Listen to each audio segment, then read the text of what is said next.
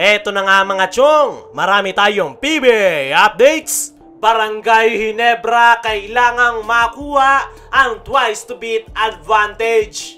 Justin Brownlee hindi pinayagan ng Barangay Ginebra na maglaro para sa strong group. Kahapon nga mga chong ay pumutok ang balitang planong kuhanin nitong si Coach Charles Chu si Justin Brownlee para maglaro sa paparating na Dubai International Basketball Championship. At willing nga na maglaro itong si Justin Brownlee para i-represent ang Pilipinas. At ayon nga sa ating mga trusted source ay noong magpaalam nga si Justin Brownlee sa Ginebra Management para maglaro sa strong group ay hindi nga siya pinayagan ni Boss Al Francis Chua.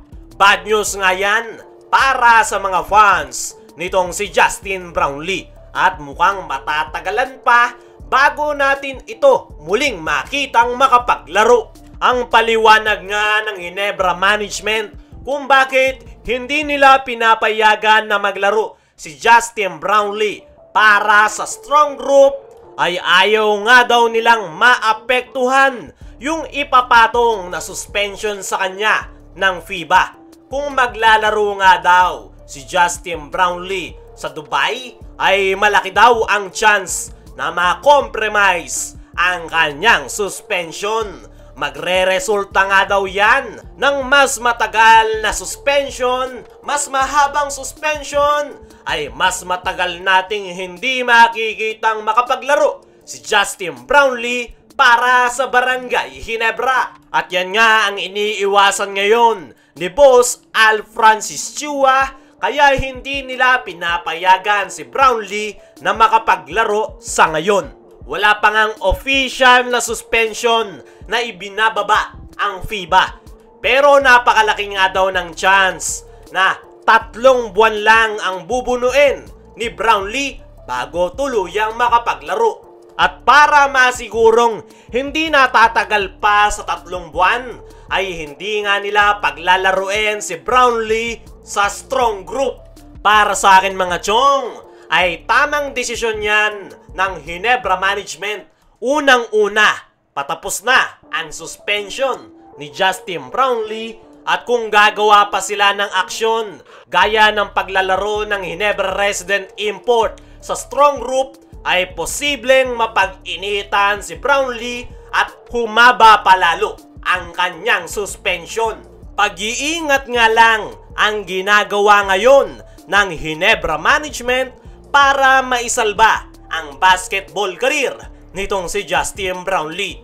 Hindi na nga kinakailangan pang maglaro ni Justin Brownlee para sa strong group dahil napakalakas na nga ng kanilang nabuong lineup. Mas importante nga para kay Justin Brownlee ang kanyang pagbabalik sa PBA, lalong-lalo na sa Barangay Ginebra. Kaya naman, kahit pa gusto niyang maglaro sa strong group, ay nanghihingi pa rin ito ng permiso kay Boss Al Francis Chua kung dapat ba siyang maglaro. Para naman sa Barangay Ginebra fans, ay antayin na lang natin ang pagbabalik nitong si Justin Brownlee sa Barangay Ginebra. Huwag na natin isugal ang kanyang basketball career para lang maglaro sa Dubai. Imbes na mapabilis ang pagbabalik nito sa Ginebra, ay lalo lang tatagal ang kanyang suspension kapag naglaro ito sa strong group. Ano sa tingin nyo mga chong? Tamang desisyon lang ba ang ginawa ng Ginebra Management na hindi maglaro si Justin Brownlee? I-comment mo lang dyan sa ibaba. At dito naman tayo sa kabilang balita.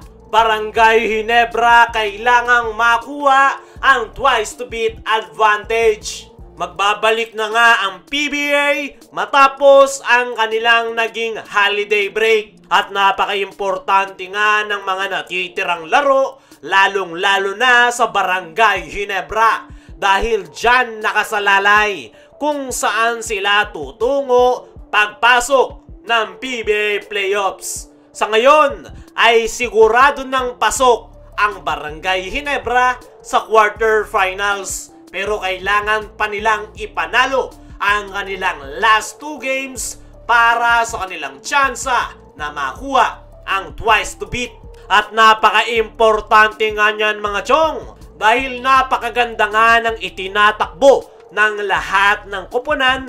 Kaya kapag merong twice to beat advantage ay malaking tulong na makapag-advance agad sa semifinals. Pero gaano ba kalaki ang tsansa ngayon ng Ginebra na makuha ang nasabing incentive?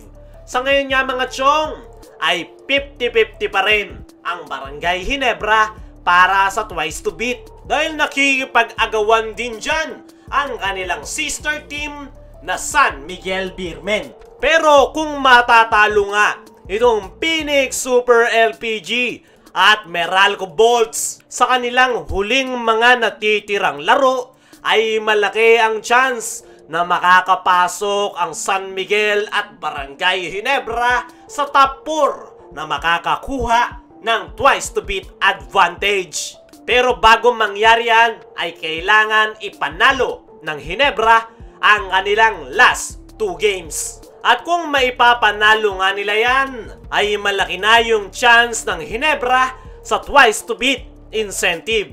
Pero tingnan na lang natin kung ano ang mangyayari kung makukuha ba ng Ginebra ang twice to beat.